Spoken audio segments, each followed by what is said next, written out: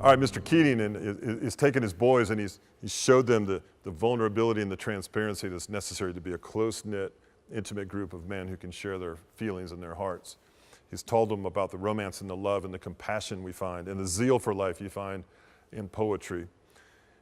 He teaches them how to seize each and every day, and now he's going to look at them and he's going to find a way just to communicate, kind of like through what Thoreau said. He's going to communicate to them to find your voice, boys. Find your voice and become a man.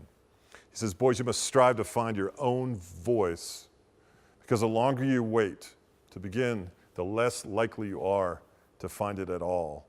Find your voice early. Thoreau said most men lead lives of quiet desperation. Don't be resigned, he says, to that. He says, break out. Break out and find your own voice. I find it interesting in college students today that this prevailing thought is, at least maybe I'm wrong, I don't know. Tell me if I'm wrong. This prevailing thought is I'm going to get my degree and then I'm going to go get some job somewhere, if the job exists.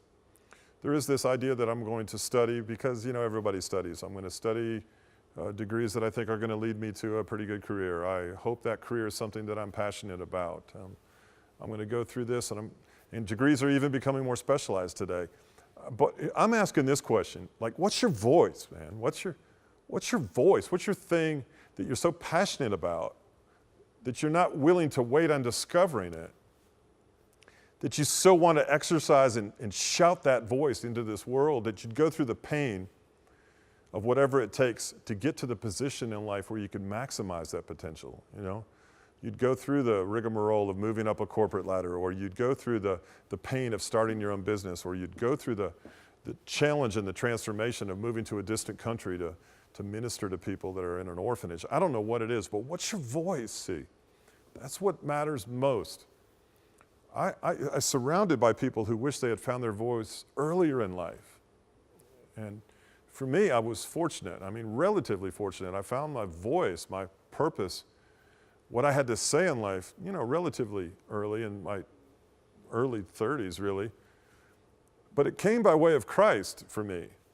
The one I opposed most of my life, the one I rejected most of my life, the one I mocked most of my life, and the one I mocked other people for liking. That was my voice, but my voice changed, and I found out that he is who he says he is, and he's as real as anything I've ever experienced, and he's very much interested in me finding my voice and being his voice.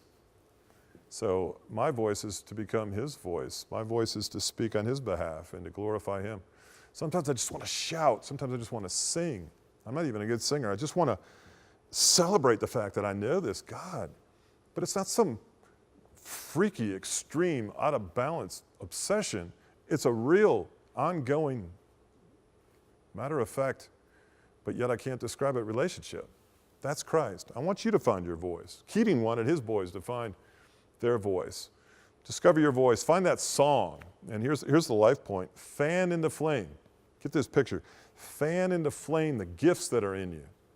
That's what the scripture has to say. God has gifts for you. In a relationship with him, you discover these gifts.